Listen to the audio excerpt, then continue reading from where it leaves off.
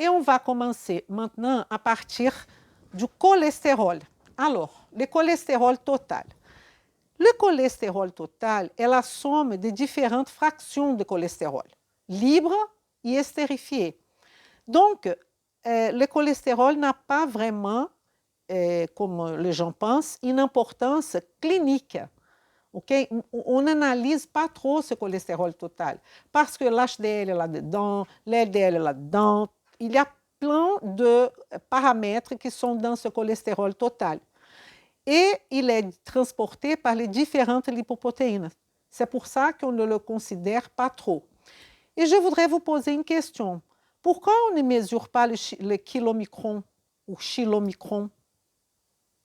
Parce que le kilomicron ou chilomicron, il va dépendre de notre alimentation. Les concentrations en kilomicron, elles vont varier énormément d'un individu à l'autre. Et c'est pour cela qu'on ne mesure pas le kilomicron. D'accord?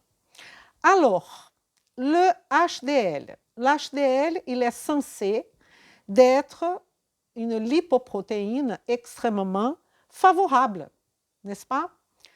Mais je vais vous présenter bientôt un article qui va montrer que l'HDL très haut n'est pas du tout favorable. Mais là, on est un HDL, on va dire, féminin, et il peut aller jusqu'à...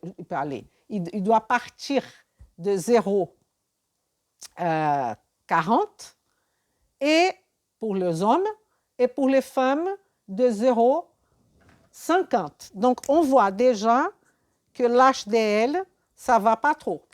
Donc, je suis en train de marquer ce qui ne va pas. Alors, qu'est-ce qu'on peut parler en termes de LDL? C'est très intéressant, l'LDL.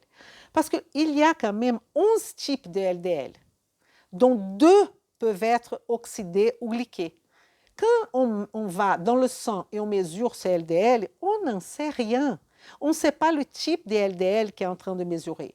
Et c'est pour cela qu'on va proposer là ce LDL qui s'appelle LDL oxydé, ou il y a une autre façon de mesurer qui est le LDL anti-LDL oxydé. Ça va changer d'un laboratoire à l'autre.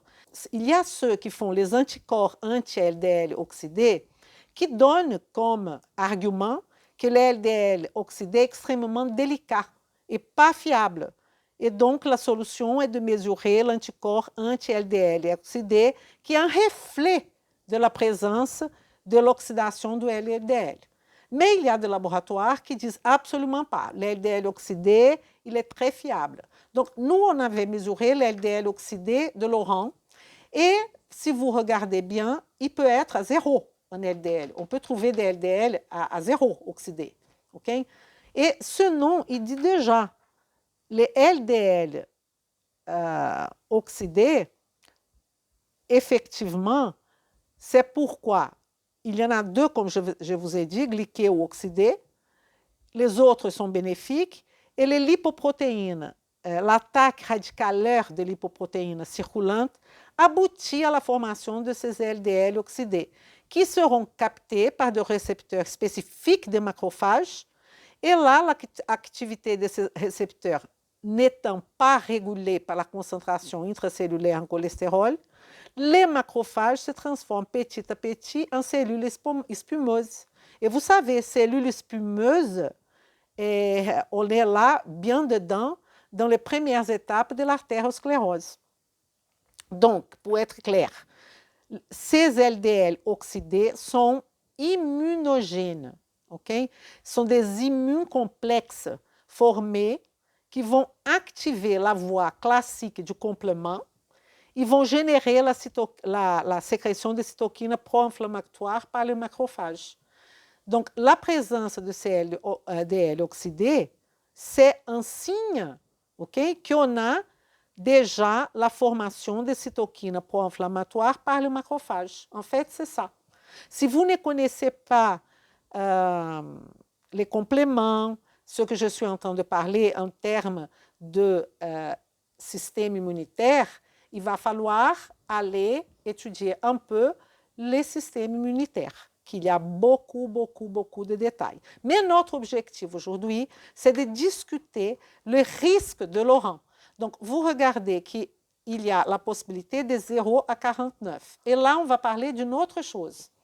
On va parler de la possibilité de mesurer, de savoir qu'on a des mesures ici entre les 0 et 49, qu'on va parler de quartile. Et évidemment, un LDL oxydé doit être dans le premier quartile. Okay? Je vais vous expliquer cette histoire de quartile une autre fois. Mais ça veut dire qu'on va prendre une mesure, on va diviser cette mesure 0,49, cette tranche, en 4 parties. Et, en gros, c'est ça. Et le LDL oxydé, il doit, si on parle de prévention, être dans le premier quartile. Okay? Donc, il est en dessus de la valeur déjà, donc il a explosé toutes les quartiles. On est d'accord? Et je vous remercie de m'avoir écouté jusqu'au bout et je voudrais que vous mettez votre avis. Participez. Si vous êtes intéressé, mettez ce que vous pensez. Est-ce que vous avez déjà fait ce type de bilan? Comment vous avez conduit ce type de bilan? Il ne faut pas écrire beaucoup, mais on va quand même faire des échanges, n'est-ce pas? À bientôt et merci. Vem comigo!